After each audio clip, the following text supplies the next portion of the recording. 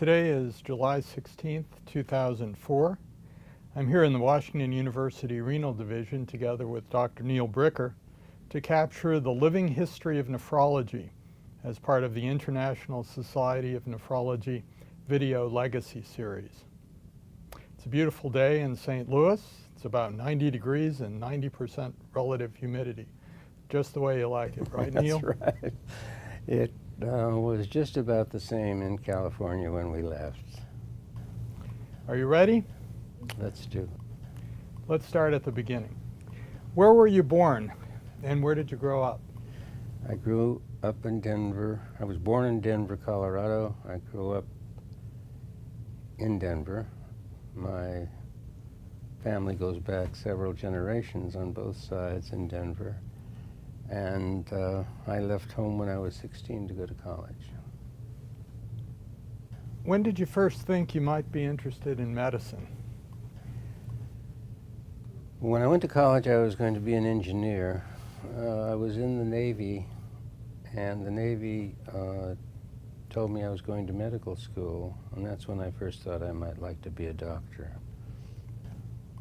The Navy told you you were going to medical school? Yes, and assigned me to a position at the University of Colorado Medical School.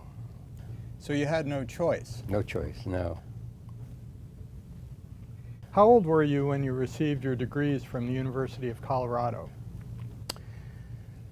Going backwards, when I graduated from medical school, I had just reached my 22nd birthday. When I graduated from college, I was 18, and 16 or so from high school. That's pretty young. Yeah. Well, there was a war on, and everything was accelerated. You were the recipient of the Gold-Headed Cane Award. Yes. That was the award that was given by the University of Colorado Medical School to the outstanding graduate. And I must say it came as a great surprise, but I was delighted to have it. I also might mention that I had written a paper on the control of extracellular fluid volume, and that I think was my first official expressed interest in nephrology, and that won a prize with the Gold-Headed Cane. Was the Gold-Headed Cane Award a gold-headed cane? It actually was not, although apparently I should have gone to my own graduation because they had a gold-headed cane for me to march with, but I was a no-show, so I never had a gold-headed cane. I have a nice plaque, though, and a book called The Gold-Headed Cane. Would you have had to return the gold-headed cane? No, I wouldn't have. So that's a real loss. It is really, yeah. You did residency training at Bellevue in the late 1940s and early 50s. That was Homer Smith's department. It was connected.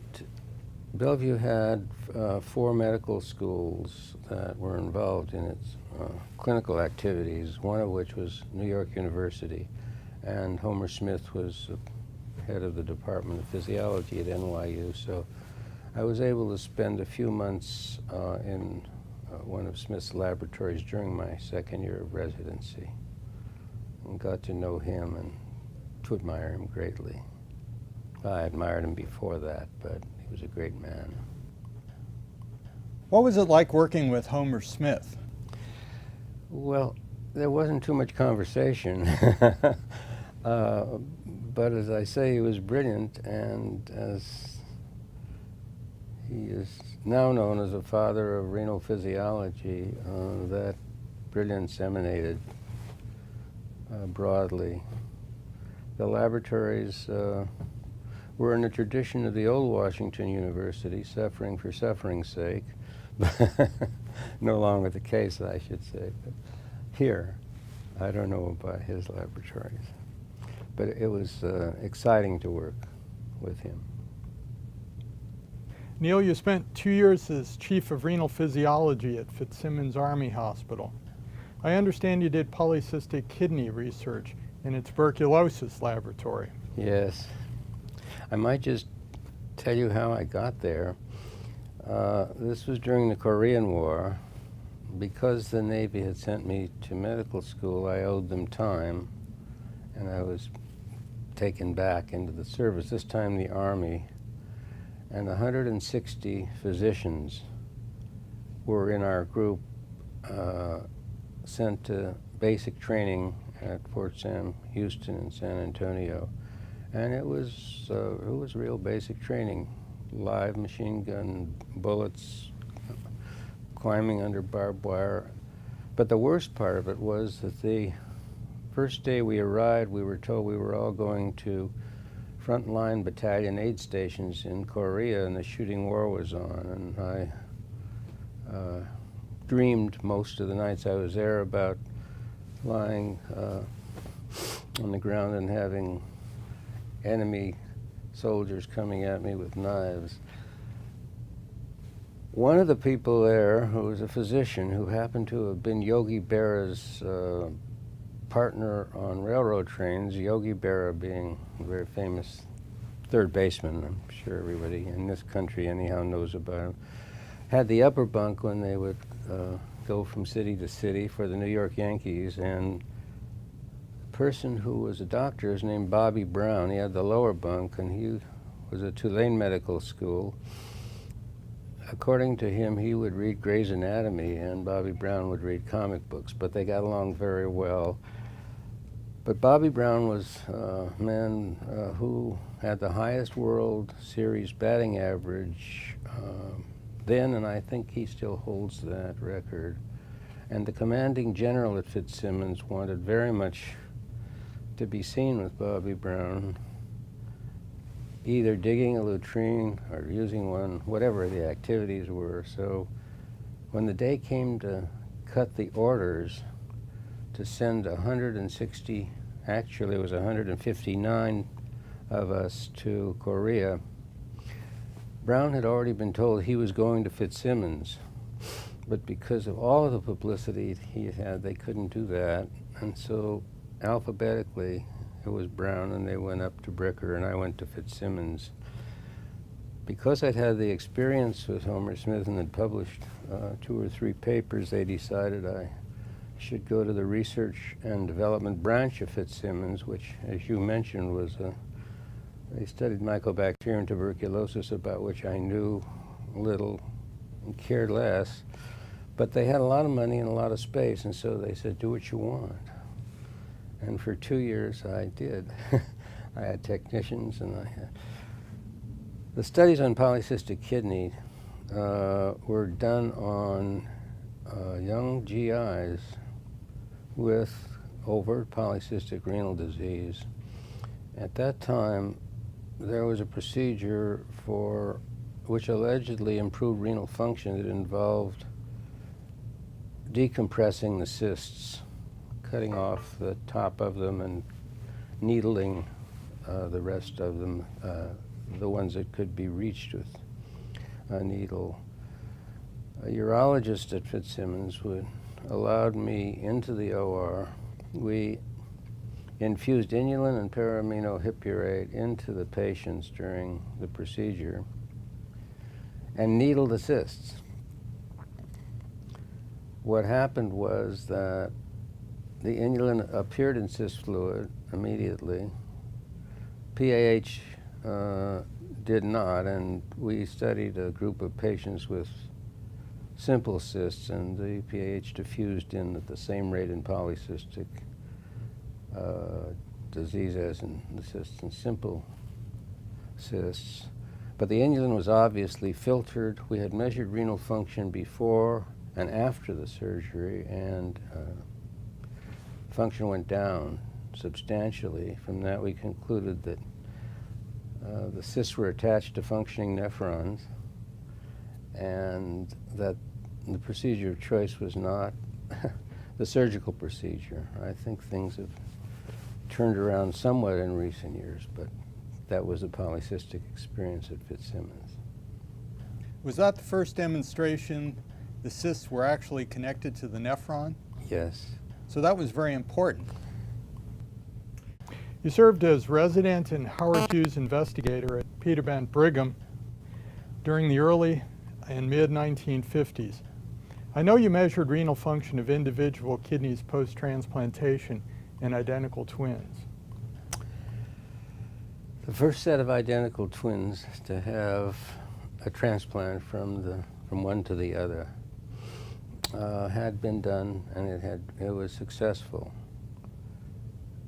I had the opportunity to do serial renal function studies on them over a period of many, many months. And the GFR of the two kidneys ultimately reached the same level, stayed at the same level. We challenged them with many different things, saline loads and phosphate loads, etc. And there essentially were no differences between the donor and recipient in terms of renal function. The only difference between the two of them after the studies, after the transplant, was that the two never liked each other to begin with. They liked each other less afterwards. And finally, the final phase of this was that the recipient developed glomerulosclerosis after about 2 years and died, but the donor was still alive. So. Who recruited you to St. Louis, and why did you decide to come? Well, the name Carl Moore is extremely familiar to you and to me and to many, many people. He was the incoming chairman of the Department of Medicine at the time. He was essentially responsible for the recruitment, that plus the fact that, as I've told you before, my salary went down from Harvard from $9,000 to $8,500 a year, I think, and at Harvard I kept my fees from the few private patients I saw, and at Washington University I turned them into the school, so I guess it was the feeling of contribution. I was glad I made the change, however, because after I had been there for, in the renal section, it was actually the cardiorenal section, I was told by the then chairman, George Thorne, that I would, if I stayed, I would become the director. Shortly thereafter, I learned that the person who was the director had just added a large addition to his home and wasn't going anyplace. I think that may have contributed to my decision. What were your impressions of Barnes Hospital and Washington University in the mid-1950s? Inside or outside? Both. Outside it was hot in the summer and cold in the winter, and it took me about 2 years before, as I think it does many people, before I began to love St. Louis. I think I liked Washington University from the very beginning. The esprit was extraordinary. There weren't all these beautiful buildings that you have now, but it was a solid faculty, which has gotten better and better and better over the years, I must say. And I was very happy that I had changed. I had a family, and it involved sacrifice on their part too, but I think they too came to feel that it was a very wise move to come to Washington University. Had you ever been to St. Louis before? Yes, but not for very long. I came out here during the recruitment process, and living was easy because the residential areas there were not far away, were quite nice. The schools were very nice, and it all fit. Tell us how you formulated and tested the intact nephron hypothesis. It's kind of a long story, Mark, but I'll try and make it brief. At that time, this was in the 60s, the extant view about function of the diseased kidney was most poetically expressed by Gene Oliver, who was a pathologist who did nephron dissections, and by some of his nephrologic colleagues, and it was that the processes of disease ravaged the kidney so that, and this is a quote, no nephron was like another, and no kidney was like another, and there is no kidney in chronic renal disease. It is a vestige of what it was in health. Trying to find the basis for this other than the morphologic changes, which obviously are devastating, there was no scientific information. There were no physiologic data. You couldn't study a patient with bilateral renal disease and compare it to a normal person. For one thing, the extracellular fluid was so strikingly different. The levels of hormones, of the acidosis and so on. So the approach we took to try and decide whether the diseased kidney was not a kidney anymore was to use a technique that we'd used at Harvard on transplanted dogs. A urologist by the name of Joe Murray developed this technique. He subsequently won the Nobel Prize for being involved in kidney transplantation. And what it consisted of was dividing surgically the urinary bladder into two, and then exteriorizing both hemibladders using a polyethylene tube that came out through the anterior abdominal wall. We then, with the help of colleagues here at Washington University, first had to learn to produce disease in one kidney. And we developed about 5 different techniques that produced unilateral renal disease and spared the contralateral kidney, ranging from pyelonephritis to a form of glomerulonephritis, and ultimately to the remnant kidney, which was a kidney, normal kidney with 3/4 of its arterial supply tied off, which left about a small nubbin of that kidney, and the contralateral kidney was left intact, and then we could study the two. Hundreds and hundreds of tests were done, measuring at what all of the available renal functions that were amenable to measure at that time. And there was, when one corrected for glomerular filtration rate differences, there was no difference between the two kidneys. And when the arithmetic was done and everything was canceled out, the results were that for every mole of inulin filtered by a nephron of the normal kidney,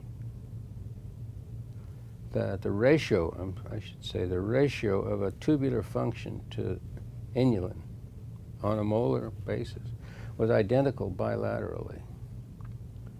It was a great surprise, but it was what led us to the view that though the nephrons are distorted morphologically, that physiologically either they function normally, function as if they were normal by compensation in glomerulotubular balances, or they didn't function at all. And subsequently we were able to establish those facts by measuring the number of functioning glomeruli using a technique that was involved injection of a dye that lodged in the glomeruli and could count the number, and then a dye that was filtered, and we could count both filtered, perfused glomeruli and filtering glomeruli. And all of the data then, and to this day, have pretty much confirmed the basic validity of that hypothesis. I think the approach to teaching pathophysiology of renal disease now is consistent with the hypothesis. I know in Brenner's and Rector's new text, new volume, the leadoff bears testimony to that point, and there aren't, to my knowledge, any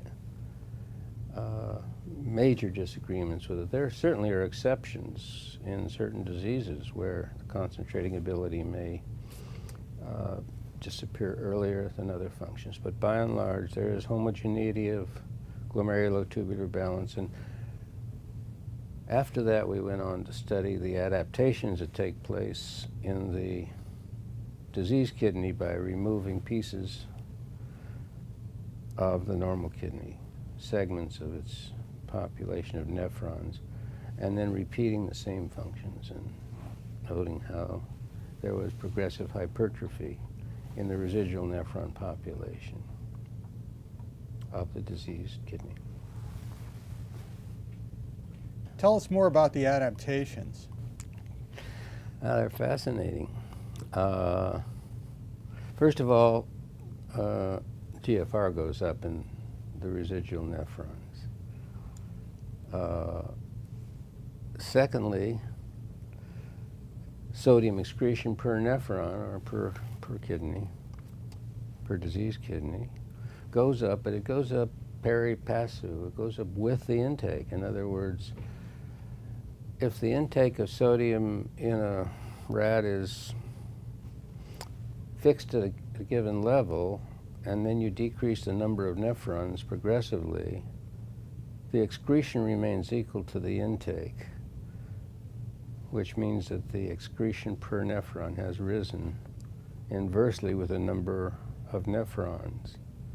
The same is true of all of the other solutes that are controlled by the kidney: potassium, phosphate, calcium, magnesium, and so on.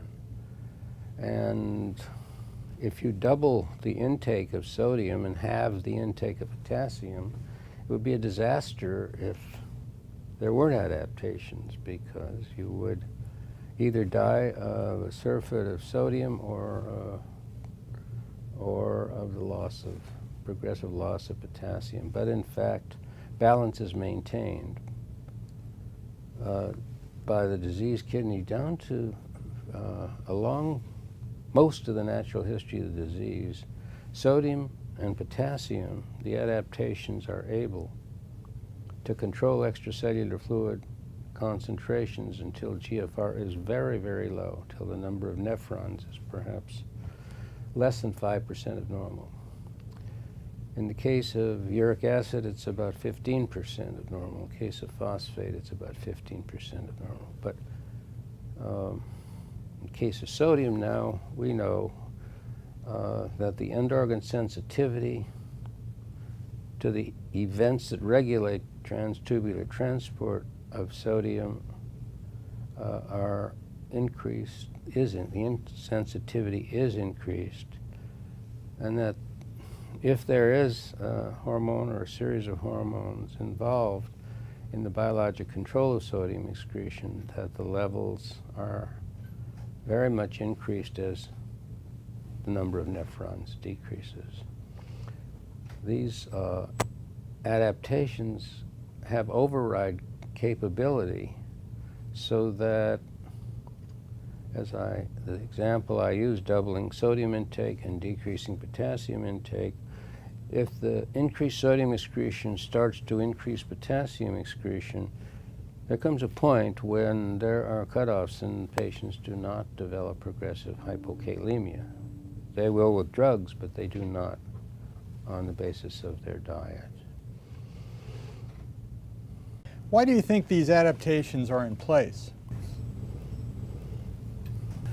If we can take the example of sodium, as a key extracellular fluid solute, if you halved the number of nephrons, maintained the intake constant. Say a person was on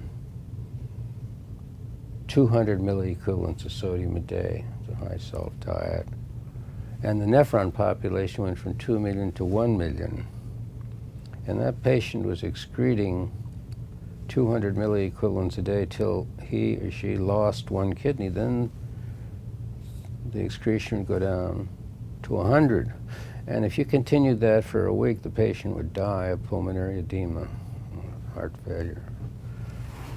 So that the same is true of the adaptations of all of the other so-called controlled solutes. And we define a controlled solute as one that has a biologic control system where there's some means of recognizing the input into body fluids, a signal, that there is transduction of that signal and it's sent to it. If there's an intermediate organ that secretes, that makes and secretes a hormone like parathyroid hormone for phosphate, that signal is associated with an increased rate of synthesis of the hormone, and this is a gross simplification, and that then that hormone will, a long distance signal, will reach the kidney where the receptors are uploaded and will excrete more phosphate per unit of PTH, more sodium per unit of a sodium excreting hormone. It's called gain in other disciplines, particularly in engineering disciplines. The increase in output per unit of input is the definition of an adaptation. The biologic control system maintains regulation over that adaptation so it doesn't go haywire. And I come back to the question of why is there adaptation? I think there's adaptation because it has to be in place at birth for each solute. However, it's not activated. If you triple the intake of sodium, you don't activate gain. It's only by losing nephrons that this happens, and how that happens is unknown. The dead nephrons don't send a signal. And it's not due to the fact that if you give a sodium load, in the case of sodium, there's a delay in excretion. But there is an increase in the end organ receptivity and responsivity. Did you have any difficulty in getting this work funded or published? Well, the funding was okay. We did get a program project grant. I think it was fairly early on, but you reviewed this recently, and you can tell me, were we turned down for funding? Okay. No. And that program project grant is still, I believe, in existence. It's about to phase out, but it's the longest acting program, longest lived program grant That's correct. Yes, in the NIH history. Publication was a little different. We had sent in some manuscripts, a couple of manuscripts to the Journal of Clinical Investigation based on research that went into the formulation of the hypothesis. But I put the intact nephron hypothesis together into a major work and sent that to a major journal. The editor, recognizing that this was in contrast to the opinion, the extant opinion, wrote back and said, could you get somebody? He was going to send it to his reviewers. He did, and they were not too kind. Could you send it to Homer Smith? And so I did. I sent the paper to Homer Smith, and I said, would you be so kind as to review this manuscript? About a week later, I got a single-spaced typed letter from Homer Smith, which I can summarize in a few words. It said, "You are on thin ice, be careful." Then, a few days later, 2 of the papers came out in the Journal of Clinical Investigation.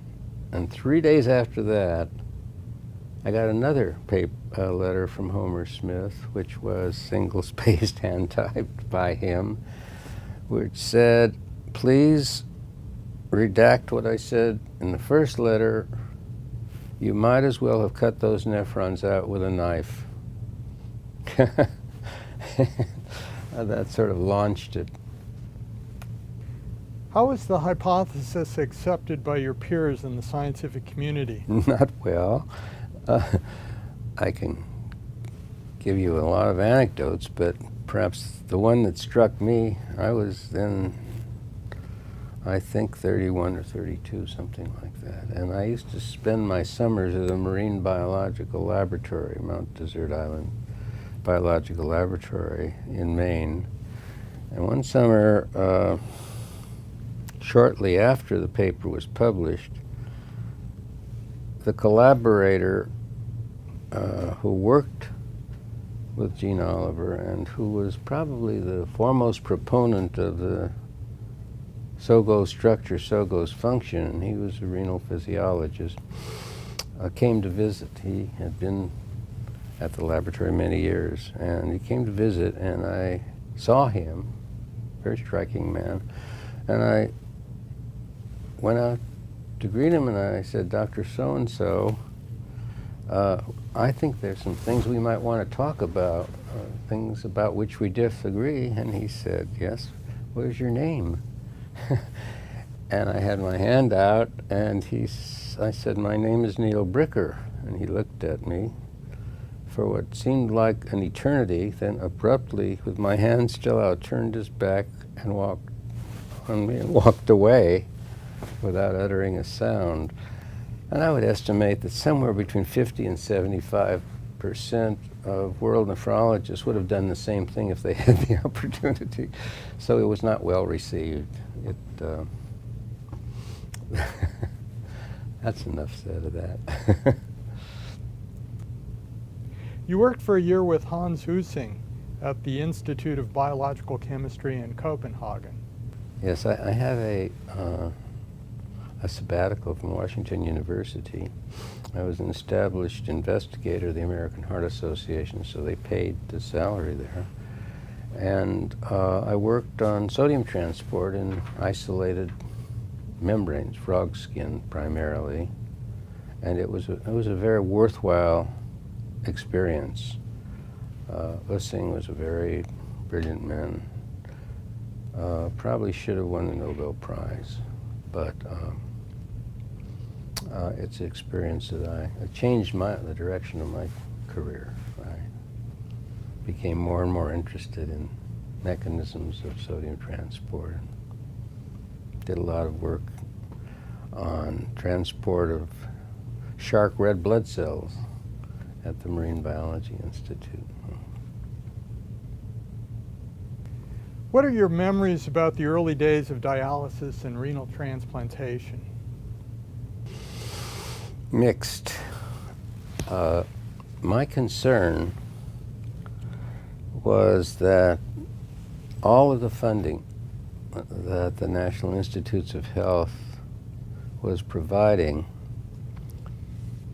for biological research would be diverted, and that dialysis, which needed funding, might ultimately impair the methodology, the methodologists, and the pursuit towards some means of preventing the diseases that resulted in end-stage kidney disease.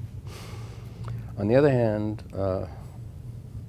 my experience at Washington University was that we needed a dialysis unit and didn't have one. And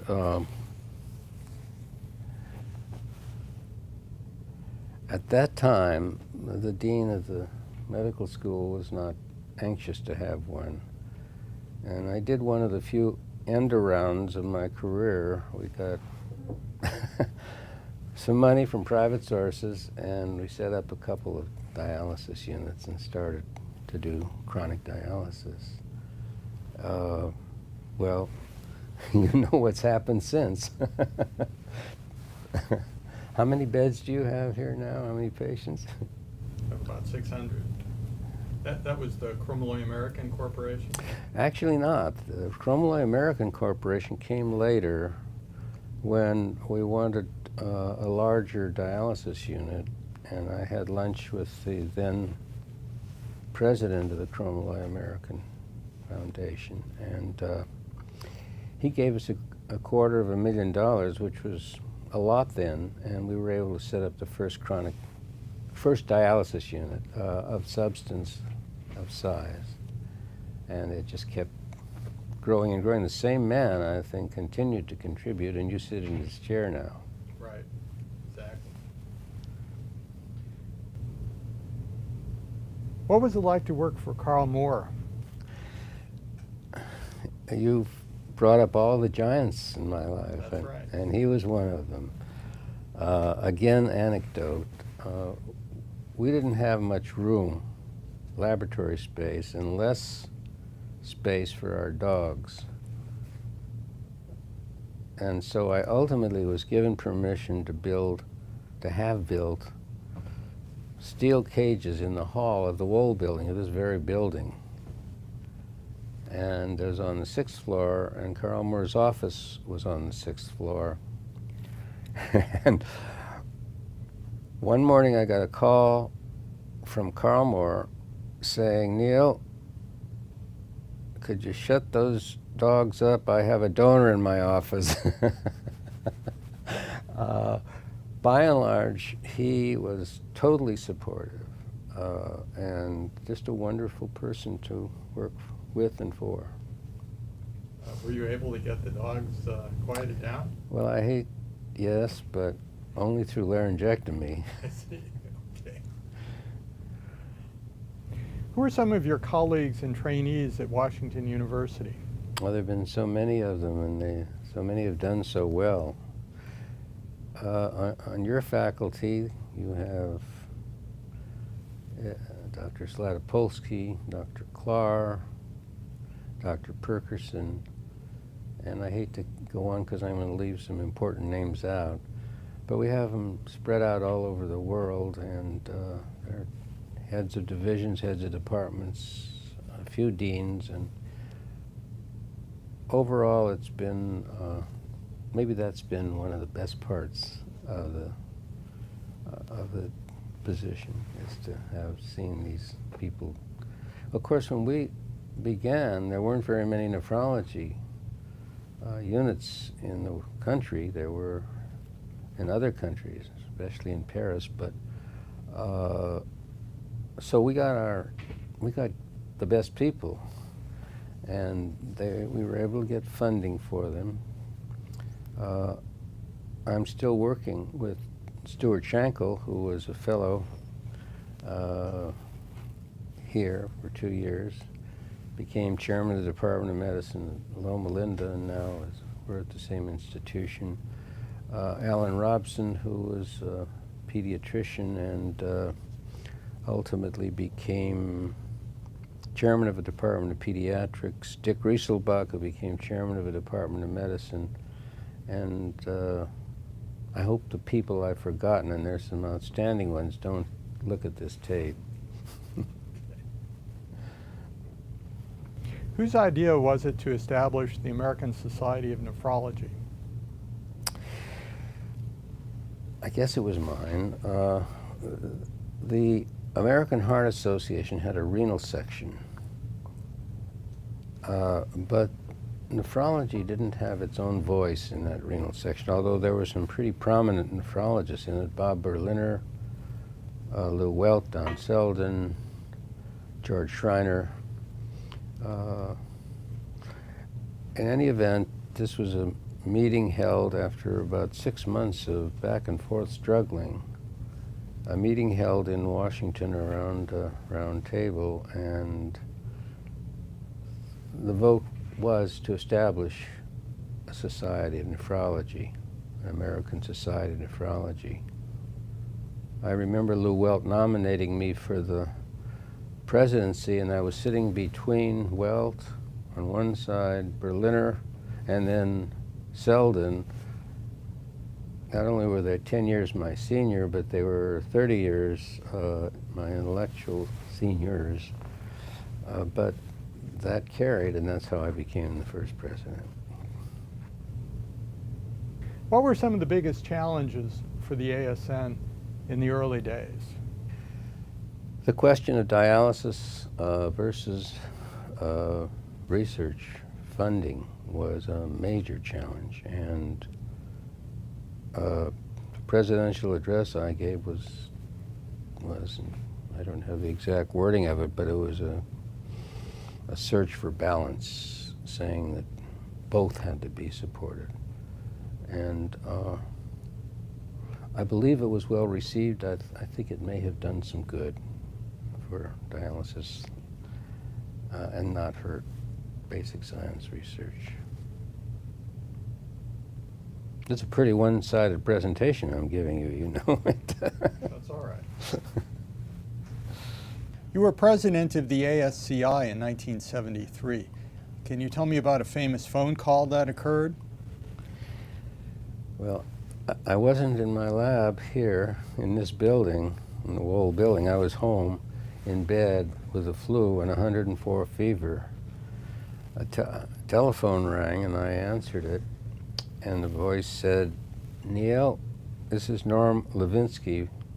Norm Levinsky's a very well-known nephrologist, and I learned not that day that he was head of the search committee for the president of the ASCI, or Young Turks. He said, "Would you consider being president of the Young Turks?" And I said, "Of course I would." And we exchanged some niceties and hung up. And I fell back asleep. And the next morning, I thought I recollected a telephone conversation, but I wasn't positive. And I couldn't call Norm Levinsky back because to say, "Did you really nominate me to be president?" And I went for 6 months without really knowing whether I was to be the president of the ASCI or not.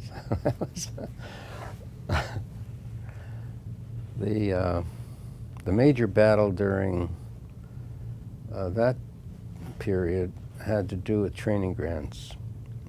And that was during the Nixon era, and Weinberger was what was then called the Office of Management and Budget, OMB.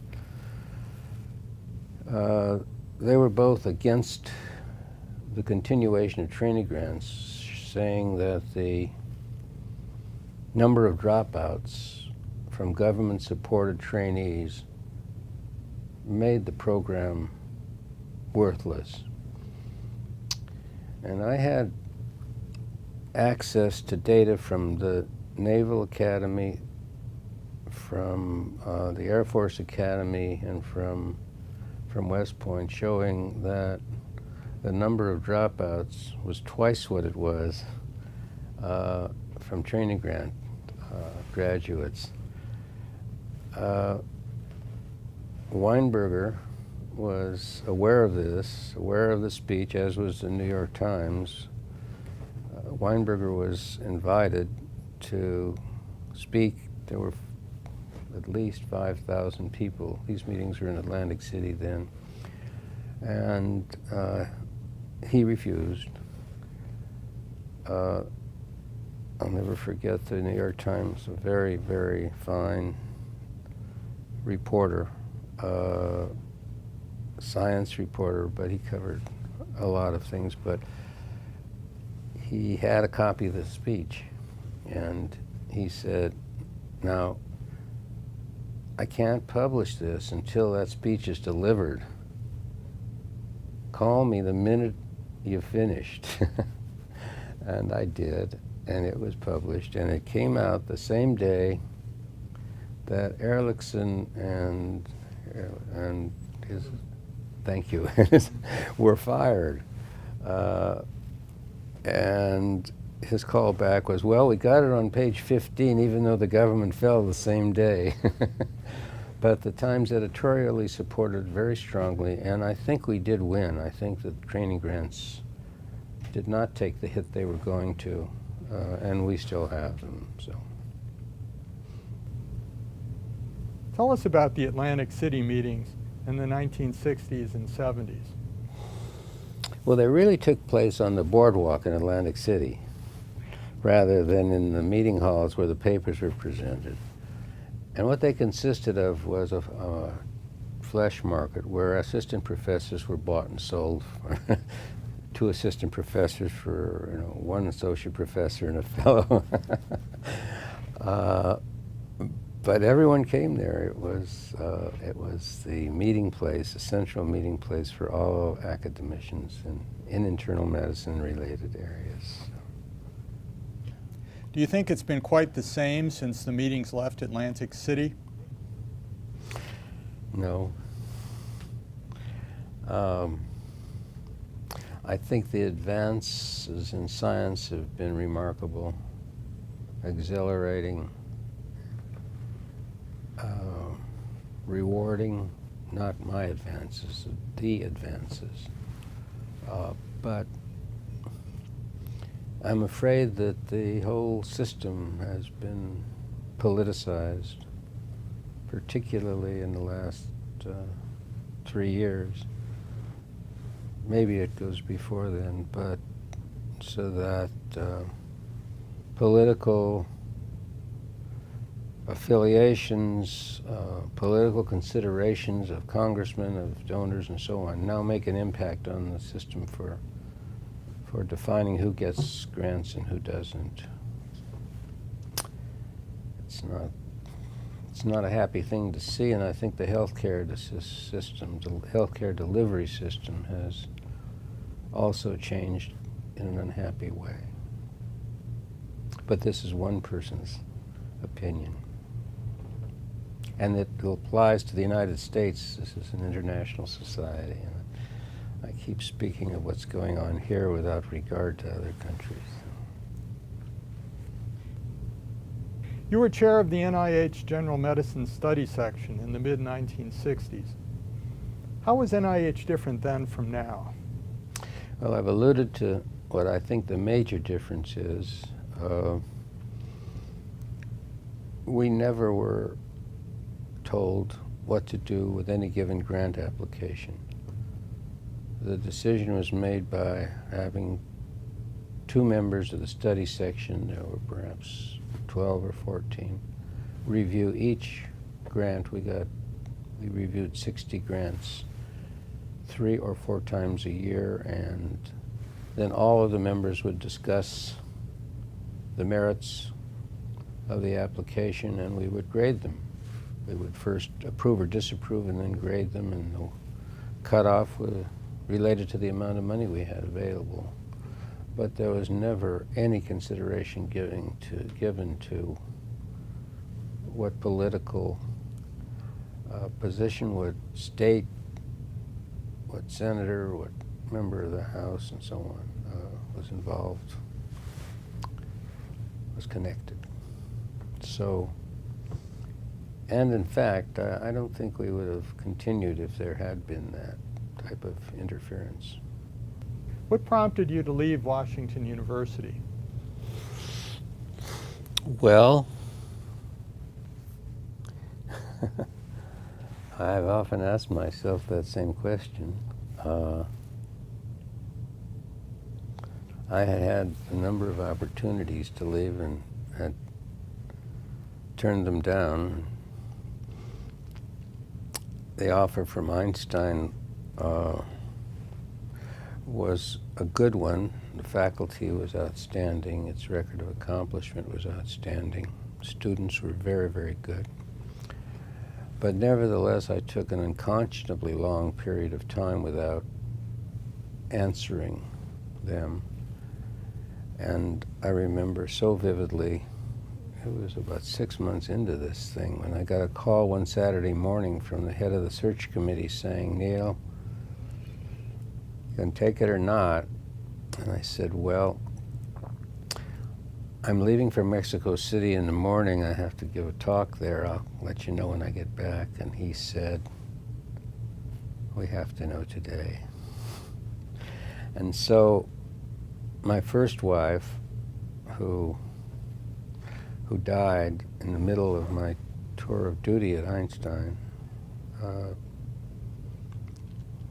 upset the pancreas, and I took a walk past Forest Park, past the zoo. She then was, she was an attorney, and she was working in the juvenile court and was slated to become a judge.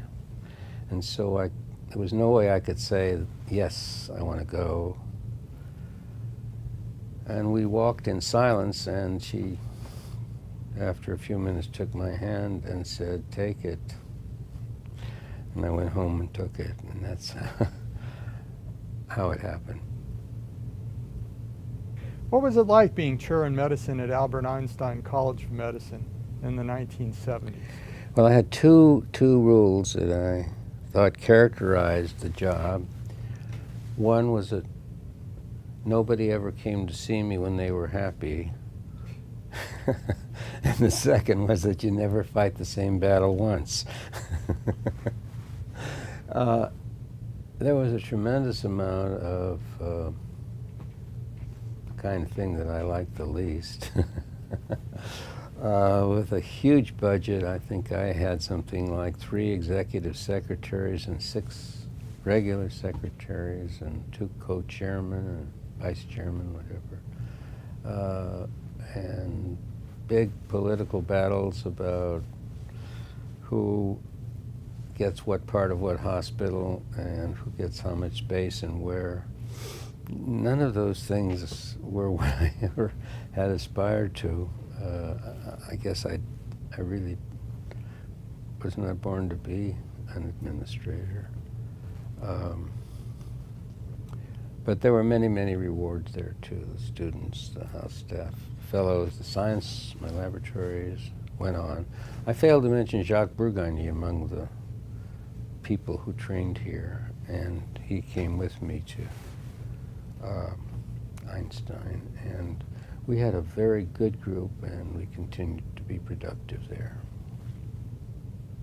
So overall, I guess I would say it was a good experience, except that my wife died halfway through the experience, and then it became intolerable, and I stayed another 2 years and left. Tell me about never fighting the same battle once. Well, they were pretty tough guys. They'd been waging war over space for a long, long periods, and who's this new guy coming and telling us what to do? You know, this is our space, not his. And so a definitive decision remained definitive for a very short time, and then negotiations resumed. Tell us about the years you spent at the University of Miami. Well, it's kind of a stopgap. The chairman and the vice chairman were both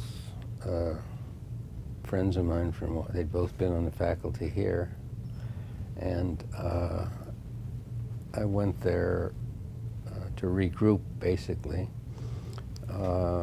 We did have a productive laboratory, and I did teaching and so on.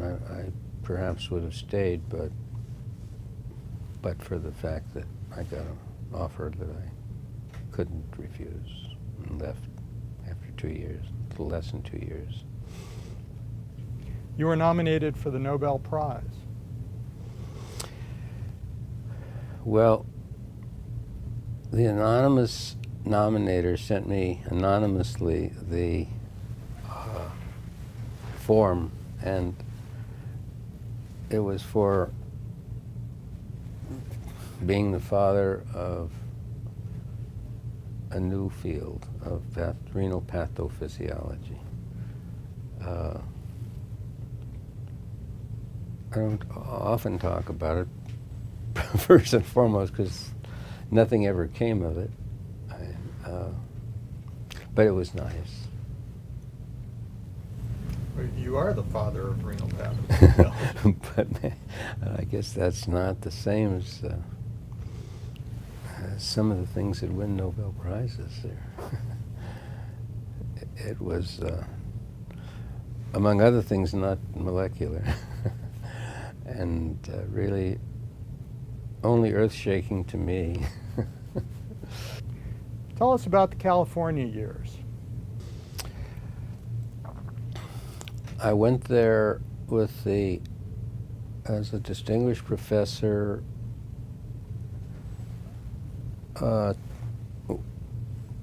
with the intent of developing an international institute of nephrology that would bring together people of different disciplines, all of whom would eat lunch together in essence and hopefully exchange thoughts and ideas. It's not a new concept, but and it was a very high-priced undertaking. We came close to getting $15 million at that time, a lot of money. Had a building and so on, but didn't quite get there. And I was spending too much of my time meeting with, we had a very distinguished board, lots and lots of people from show business and other areas. But it was cutting into my intellectual activities, what I wanted to do most, and I, for better or for worse, took early retirement from UCLA after 8 years. What were some of the challenges you faced in planning the 1984 Los Angeles International Congress of Nephrology meeting? Huge. They ranged from interpersonal problems, which were major league, to trying to create a program that fairly represented the whole world of nephrology. We had things like arranging buildings and hotels and auditoria and so on. And it essentially took a year, a sleepless year, to put that on.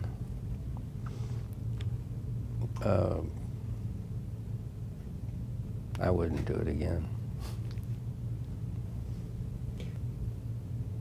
How did you feel when told you were to receive the John Peters Award from the ISN? Well, I was thrilled and I was honored.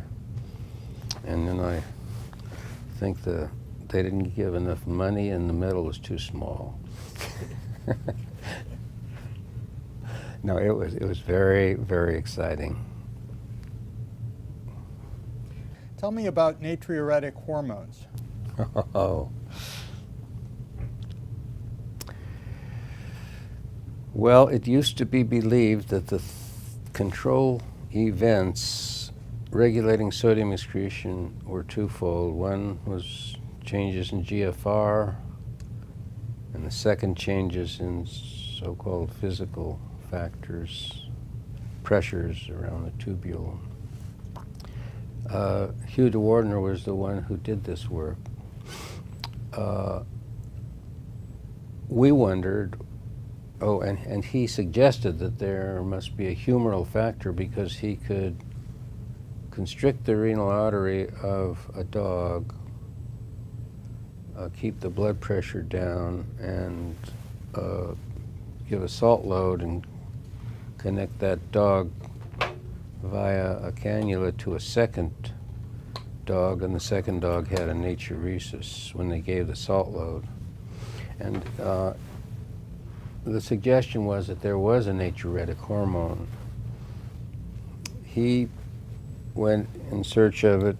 A lot of people went in search of it, and we did because of the fact that the excretion of sodium pernephrin in renal disease can exceed that, I believe, in any other state by orders of magnitude. A patient on an average salt diet with a GFR of 4 or 5 can excrete 25 or 30% of the filtered sodium.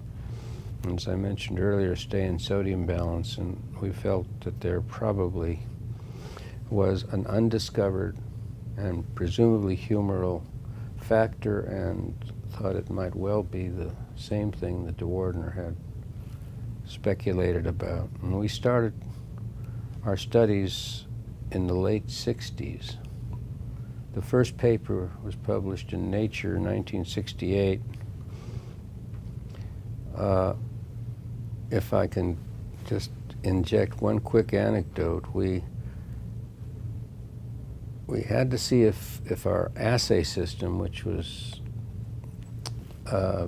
uptake of PAH by rabbit kidney cortical slices, this being a sodium-coupled event, we didn't have a direct assay at that time, would be inhibited by volume expanding a mammal. And so a former associate here, now deceased, Dr. Avioli, arranged with a farmer to let us give one of his cows 4 liters of saline intravenously, and we did, and we got the blood, and the assay turned out beautifully, but the cow died, and the NIH refused to pay for it. So it was an expensive experiment.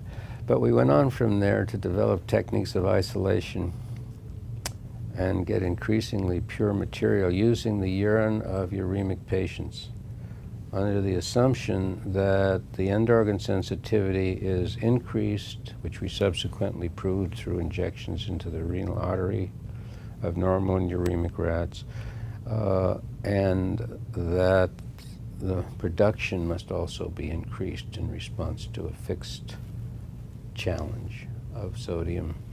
Because if you give an amount of sodium saline equal to 10% of the ECF volume to a normal versus a uremic rat, the uremic rat excretes it faster than the normal rat. And so our model has been the remnant rat, uremic rat. Through the years, we've published many papers in search of this material. We thought we had it about 10 years ago, but there was a problem with the molecular weight and its synthesis. In the last few months, we've come what I think may be the last mile, but after 40 years, I'm very cautious. We have isolated and characterized a substance. This is not a protein, by the way. This is not atrial natriuretic factor or brain natriuretic peptide. And we know its structure, we know its biology, we know it's very active. Natriuretic, not chalyuretic, active by mouth. And if we're able to synthesize it in the next 2 or 3 weeks, why, I'll send you an addendum. Okay, sounds good. What was your reaction when you learned that the third director of the renal division at Washington University is your third cousin? Well, it was a little bit like getting the Peters Award. First of all, I was very proud. Secondly, I wondered about the second director, Dr. Salo Klar, and tried to do a genealogical search on him to see if he was also a member of our family. But he wasn't, and nevertheless, I'm very happy that you are the director, that we are cousins, and what more can I say? It's a dynasty. It's a dynasty, Exactly. right? Of which of your many accomplishments are you most proud? The 25 years of my beautiful second wife, my family. Scientifically, two things: natriuretic hormone second, and intact nephron first. I left out one scientific point, and I'll make that very briefly. It's called the trade-off hypothesis, and what it says is that there must be a price to pay for these adaptations that we talked about. For example, in the case of phosphate, when parathyroid hormone levels go way up and phosphate excretion per nephron is enhanced, there's a price in terms of bone disease. There may well be a price in terms of some of the other adaptations if they're humorally mediated. Sodium inhibition, for example, and this hormone acts on a membrane receptor, could cause some of the symptoms and signs of advanced uremia. That's just a speculation. Tell us more about your family. Well, my wife is multi-talented. At the present time, she's writing a book on the founding fathers and their real estate and material acquisitions, which turns out to be an extraordinarily interesting area, from George Washington and the fact that he had the largest amount of land of any of the presidents, down through the current debate on Jefferson versus Adams. And I've learned a great deal from it, and I'm amazed at how much she has learned, how much she knows, and at the stack of books that she has. Many of them written in the 17th and 18th century. I have 3 biologic daughters, and she has 1 biologic son. We have 4 children between the 2 of us. They're all our children. Our son is a musician, lives in New York, has a band. Our oldest daughter is married to an attorney. She has a promotion and public relations company which has accounts with firms such as The Economist magazine, and she represented the United Nations for a while. She's a sweetheart. Her husband is a wonderful guy and a great attorney. Second daughter is a professor of law at Temple in Philadelphia, does a lot of teaching of lawyers and law students on trial techniques. Third daughter lives not too far from us in California, Southern California, and she is also a teacher. And we had a little doggy, but the coyotes caught him about 2 months ago. That's the family. What are your children's names? Okay. Dan, D-A-N-N, Dusty, never officially changed to Dusty, but she's been known as Dusty for many, many years. Carrie and Suzanne. And Ruthie, of course, is my wife. If you had it to do all over again, what would you do differently? Nothing. Thank you, Mark, very much. What advice would you give to someone starting out in biomedical research today? Think very, very carefully. Take a close look at what's happening to the research establishment in this country and in other countries. Take a look at the healthcare delivery system and what's happened to it.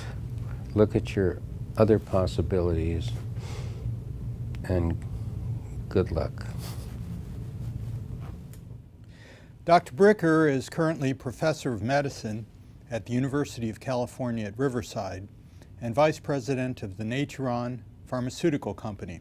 He divides his time between teaching and research.